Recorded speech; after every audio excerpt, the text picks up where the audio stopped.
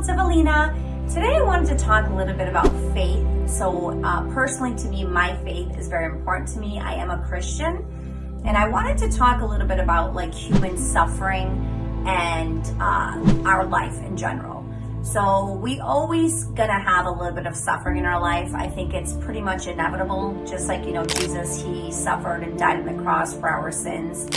That is what happens basically in life. I mean, you don't always get exactly what you want. Life is not always planned. You plan for certain things, you don't always get what you planned, and you're gonna have suffering, you're gonna have grief, you're gonna have to process that grief.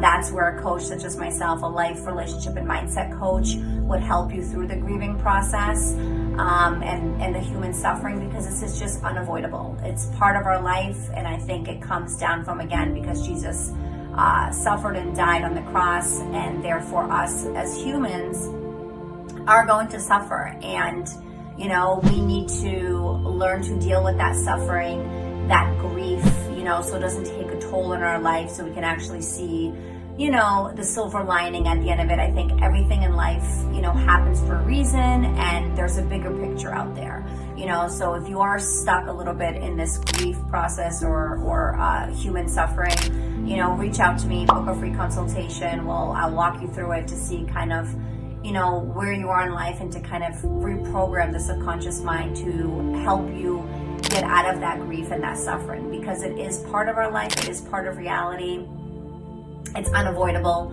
And whatever you're dealing with, it can be from career to kids to financial struggles to health issues.